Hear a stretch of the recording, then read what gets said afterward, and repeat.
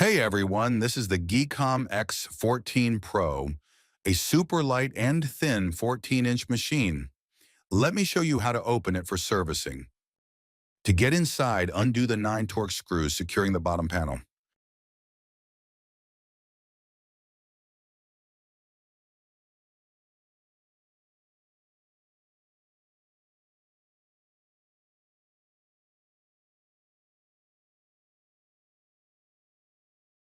Use a pry tool to pop the panel in the area behind the hinges, near the top edges. Then pop one of the corners with a thin plastic tool and work your way around all sides. You can make it easier by popping the clips near the speaker cutouts, but don't insert the tool too deeply since you can damage the speakers.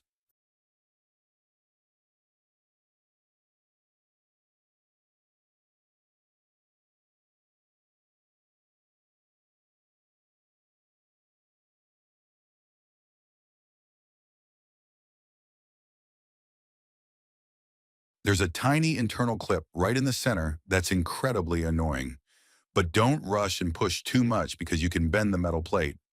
The build feels solid though, even when I gave the panel a harsh twist.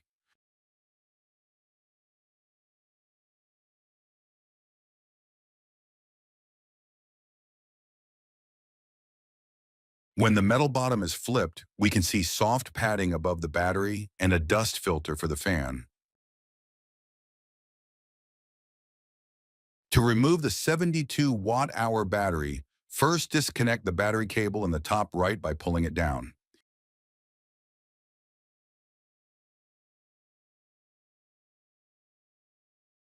Then, undo the 5 Phillips heads that fix the unit to the base.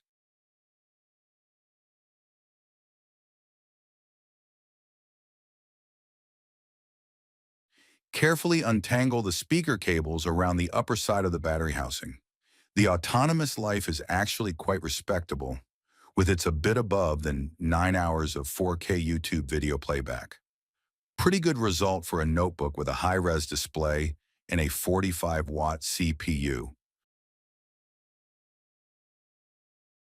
You get just one M.2 slot for 2280 Gen 4 SSDs.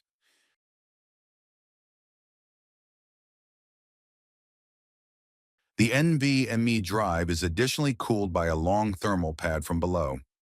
As you can see, the memory is soldered.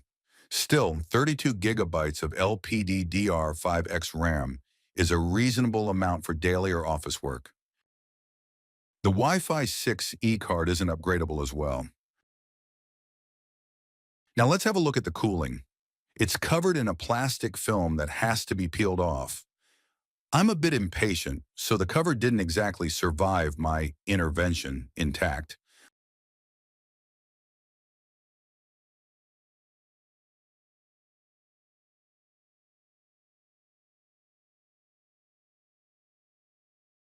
The thermal system comprises one large fan, a single long heat pipe, a heat sink on top, and a heat spreader above the processor and its VRM.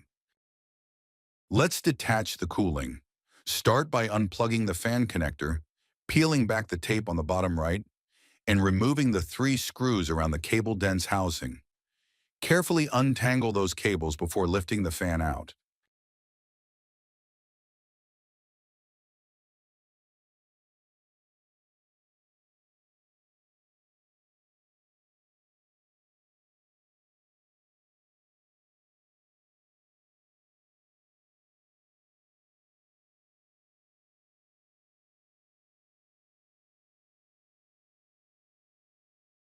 The heat spreader is held in place by 4 screws with rubber feet on top. Unglue them first.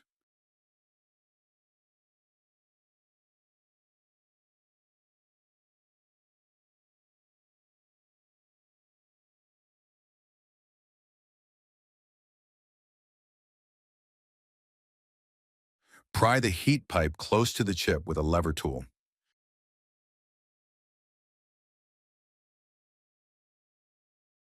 Now the Meteor Lake CPU is exposed.